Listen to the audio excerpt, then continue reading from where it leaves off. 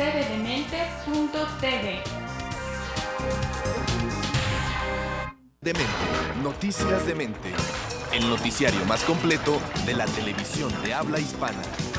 Todo lo que necesita para estar bien informado es Noticias Demente. Pues muchas gracias, Sergio, y pues no llores, échale ánimo a todo esto, ¿verdad, Salvador?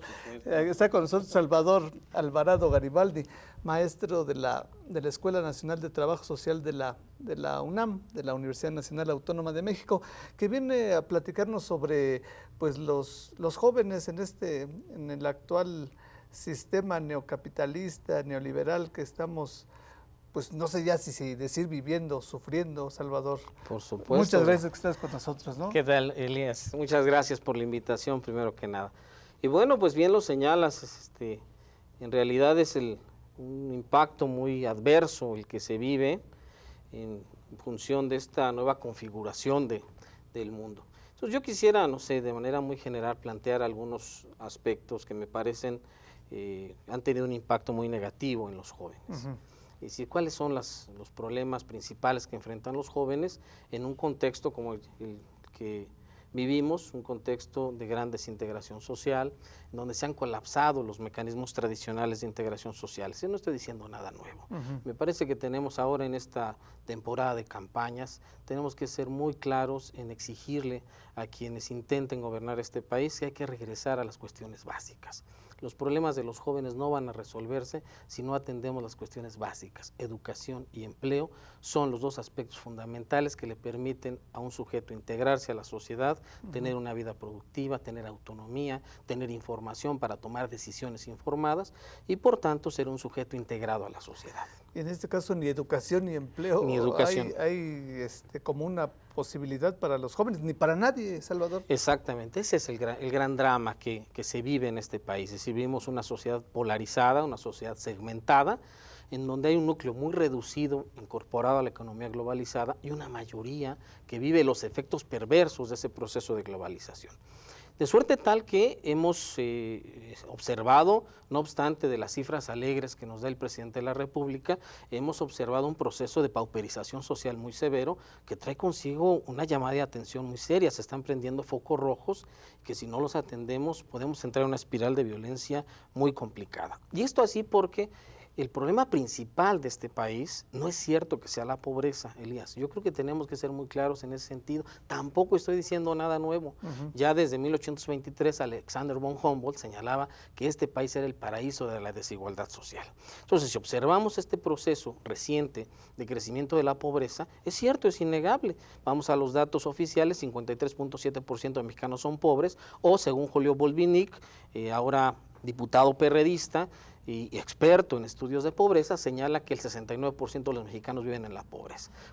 ¿Y qué pasa entonces con esta explosión de riqueza que tiene México? Es que ese es el problema justamente, que el núcleo del problema del país no está en la pobreza y por tanto no es un problema económico, está en la injusta distribución de la riqueza y por tanto es un problema político. Es decir, ¿qué quiero decir con esto?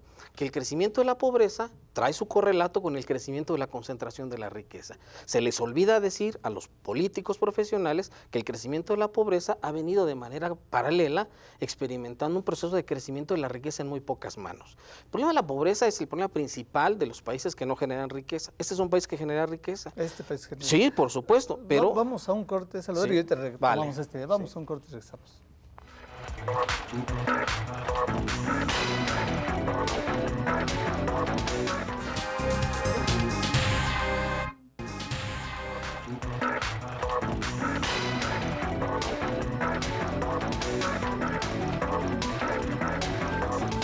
Noticias Demente.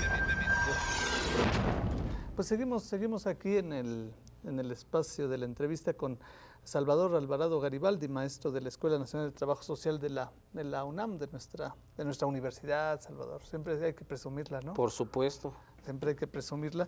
Y hablando sobre el problema de la pobreza mexicana, que existe porque hay un saqueo terrible de los acaparadores de la riqueza, ¿no? Así Los que secuestran, digamos, el trabajo productivo de toda la sociedad mexicana. Así es, el problema de fondo y que es el el trasfondo en el cual se vive el drama de la mayoría de los jóvenes de este país, pues esta sociedad polarizada, segmentada, en donde hay una concentración abusiva, grosera del ingreso, ¿no? El 20% de la población concentra, el 20% más rico concentra más del 50% del ingreso nacional y el 20% más pobre vive con el 3.7% del ingreso nacional. Se invierte. Exactamente, una polarización una pirámide impresionante. Entonces, en ese sentido es muy difícil que se generen las opciones, las oportunidades de acceso a la educación y al empleo para los jóvenes.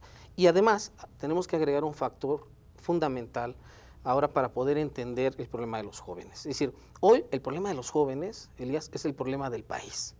Son los problemas del país. Y dentro de 50 años el problema de la tercera edad serán los problemas del país. Pues están ¿no? colgados de los jóvenes que ganaron ayer el campeonato Exactamente. mundial. Ahora ya todo va a girar en torno a los jóvenes, al sí se puede, las oportunidades de lo que falta. Y efectivamente, ahí hay un ejemplo muy claro de que cuando hay oportunidades hay talento. Y entonces, y sobre todo ahora tenemos que aprovechar la gran cantidad de jóvenes que tenemos. Es decir, en los últimos 30 años el país experimentó un proceso de cambio de su pirámide demográfica en el cual la población mayoritaria hoy en día son los jóvenes. Y esa población mayoritaria, el 34% de la población nacional son jóvenes. O sea, estamos hablando de casi 35 millones de personas que tienen entre 12 y 29 años, que es el rango de juventud que establece la ley en este país para caracterizar a la juventud. Y que hay que darles empleo. Exactamente, porque esa población tan grande demanda fundamentalmente educación y empleo. Y es ahí donde no hemos logrado, en los últimos 25 años, generar esas oportunidades. Te voy a dar un dato, Elías, que me parece que es extremadamente relevante y que son los datos oficiales. No hagamos mucho caso de las estadísticas oficiales que miden el empleo, porque tenemos datos en donde el presidente Fox dice que tenemos una tasa de desempleo abierta inferior a la de la Unión Europea. Pues digo, así es imposible creer basta eso. con ver la calle, ¿no? Exactamente. Pero datos oficiales, hagamos un ejercicio de análisis de los datos del último Censo General de Población y Vivienda y entonces vamos ubicándonos en el grupo de edad de 20 a 24 años. Si a ese grupo de edad, de la misma fuente del censo, le restamos los que estudian y le restamos los que trabajan, pues hay un total que no estudia ni trabaja. Entonces ese dato es verdaderamente dramático. 27 de cada 100 jóvenes en este país, entre los 20 y los 24 años, no estudian ni trabaja de manera formal. ¿Y a qué se dedican? Esa es una buena pregunta. De algo tienen que vivir. Fundamentalmente la gran mayoría pues está en la economía informal y muchos de ellos también en la economía criminal. Entonces, el narco, el robo de autopartes, el secuestro, toda esta industria del crimen que se nutre fundamentalmente de personas con gran resentimiento, con un sentido muy grande de frustración, porque vemos una sociedad que pondera de manera delirante el consumo. Es decir, hoy el ser ha dejado su paso al tener y quien no tiene, pues no tiene valor en una sociedad que pondera la posesión material como imagen del éxito. ¿Tienes otro dato sobre migración y jóvenes? Sobre migración, sí. Mira, la migración hoy en día es un problema al no generarse las oportunidades educativas y de empleo en este país, pues eso genera la necesidad de muchos de ellos, estos 27 de cada 100, pues muchos de ellos terminan engrosando las filas de la migración, muchos de ellos tienen escasa calificación y van a realizar trabajos de muy poca remuneración, sin embargo, mucho mayor que la nuestra aquí, ¿no? Pero en comparación con los sueldos de la Unión Americana, de baja remuneración y de baja calificación. Pero hoy lo dramático es que la migración juvenil ya no incluye únicamente a quienes no tienen estudios, sino también el propio CONAPO, en un estudio que se llama La migración de profesionales mexicanos, una modalidad oculta del movimiento migratorio, señala que actualmente 1 de cada 25 migrantes tiene estudios de licenciatura o posgrado. ¿Sí? Y andan... Y naturalmente no van a hacer trabajos que tengan relación con aquellas disciplinas, aquella profesión que estudiaron. Naturalmente van a engrosar también las filas de quienes realizan los trabajos que ni los negros quieren hacer, ¿no? Entonces eso nos da una idea del México que estaba... La gente de color. La gente de color, ¿no? No, por eso yo puse las comillas para evitar después un regaño tipo Jesse Jackson, ¿no? En este caso, Salvador, ¿qué se tiene que hacer con los candidatos, los precandidatos para la elección del 2006 y toda esta problemática de los jóvenes que les va a explotar en la cara, en las barbas, en las narices? Lo dramático, Elías, es que no les va a explotar a ellos, se nos va a explotar a todos nosotros. Eso sí. Entonces, es un problema de todos, es el gran problema. Entonces, ¿qué tenemos que hacer? Tenemos que exigirle a todos los candidatos que suscriban un acuerdo, un compromiso de atender los problemas básicos. Es decir, no estoy hablando de nada nuevo, no hay ciencia en esto.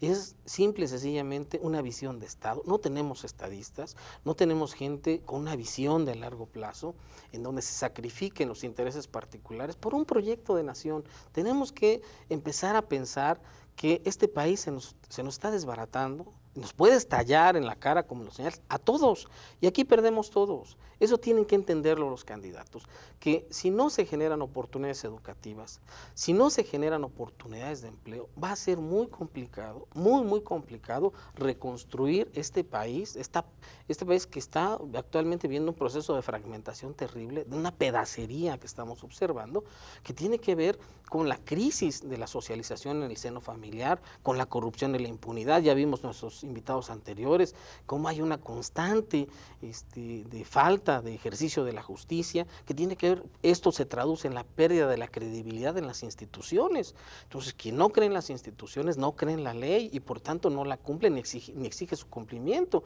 Entonces, es un problema muy severo que nos puede llevar a un proceso de enfrentamientos en donde se desborden las pasiones, digámoslo, en ese sentido. ¿Por qué? Porque una sociedad como la nuestra, es un México segmentado, genera una gran irritación, sobre todo en los jóvenes, porque la pobreza lacerante de este país coexiste diariamente con la riqueza más insultante. Y eso es lo que genera la violencia, la delincuencia, la violencia colectiva. Sin mentira que los pobres son los que delinquen, eso no es cierto, es una simplificación terrible. Hay sociedades más pobres que la nuestra con índices de delincuencia menor. El problema está en el sentimiento de agravio que se genera cuando rozan todos los días la opulencia y la miseria. Basta ver el ejército de parias correteando un chaval en un semáforo de insurgentes con un BMW y alrededor de él 10, 15 chavales que lo que quieren es limpiarle el parabrisas. Pues Salvador, pues nos vamos. Después continuamos para seguirnos platicando de esto. Vale. Pues nos vamos. Muchas gracias, Salvador. No, para servirte. Pues nos vamos, nos vemos.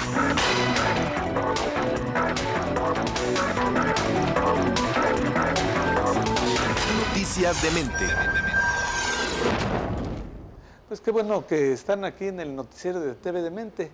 Esta ocasión estamos realizando la entrevista con Salvador Alvarado Garibaldi, maestro de la Escuela Nacional de Trabajo Social de la Universidad Nacional Autónoma de México, y que esta ocasión viene a platicar con nosotros sobre la juventud y la participación política, los partidos políticos en torno a tratar de organizar a los jóvenes. Salvador, muchas gracias que estás con nosotros. ¿Qué tal, Elías? Buenas noches, muchas gracias por esta invitación. Pues de nuevo acá, Salvador. Y sobre el tema que manejas, jóvenes. Es un placer estar aquí. Jóvenes y participación política. Es patético lo que está pasando con los jóvenes y los partidos políticos, Salvador. Pues sí, yo diría más que patético, Elías. Hay un problema muy grave de falta de credibilidad en los institutos políticos y también hay una intentona recurrente cada 3 y cada 6 años con el propósito de manipular a este gran sector de la sociedad porque finalmente representa un contingente muy importante de posibles votantes. Entonces, es una relación, yo diría, un tanto perversa, es decir, los partidos políticos solo voltean la mirada hacia los jóvenes cuando los ven como potenciales electores. Potenciales votantes futuros, pero no los preparan. No sé, esta generación estoy sintiendo que hay un desfasamiento completo de la educación militante de los jóvenes en los partidos políticos. Antes por lo menos veíamos organizaciones y cuadros formados en el antiguo Partido Comunista, el mismo PRI, el PAN formaba sus cuadros, pero ahora estoy viendo que no hay una razón fundamental entre partidos, militantes, formación de cuadros y los jóvenes. Sí, tienes toda la razón. Mira, incluso hoy en día eso es contrario a la propia ley. Si tú recuerdas, el artículo 41 constitucional establece que los partidos políticos son entidades de interés público y por tanto son sujetos de financiamiento público. Y entre sus responsabilidades está justamente el promover la cultura democrática y la participación ciudadana. Y bueno, contrariamente a cumplir con esos objetivos, lo que estamos observando es un creciente desencanto, sobre todo de los jóvenes, con relación a la posibilidad de militar en un partido político. Entonces hay un divorcio cada vez mayor, pero no porque los jóvenes sean apolíticos o sean ignorantes o sean tontos, o porque no les interese la política, no. Lo que sucede es que lo que no les interesa es esta forma de hacer política y las opciones que tienen enfrente de sí. Es decir, yo lo que estoy observando en este momento es una especie de pragmatismo canalla, en donde todos los partidos políticos ofrecen lo mismo, es decir, una especie de centrismo, en donde se le hacen ofertas al potencial electorado, pero a sabiendas de que muchas de ellas no van a ser realidad. Entonces, pues el joven intuye, se da cuenta de que los partidos políticos no representan una opción creíble, transparente y por tanto confiable. Pues hay un divorcio, un distanciamiento muy grande. Si tú bien señalas, hay partidos con una tradición importante en la formación de cuadros juveniles, destaca naturalmente el Partido Comunista, el propio PRI con el Frente Juvenil Revolucionario o las Juventudes Panistas. Bueno, pues ese trabajo con el paso del tiempo se ha venido desgastando lamentablemente porque, insisto, no es un espacio creíble para los jóvenes. No se la tragan, Salvador. Por supuesto que no, porque no son tontos y porque hay quien pone en entredicho que los jóvenes tengan una cultura política. Yo creo que hoy en día los jóvenes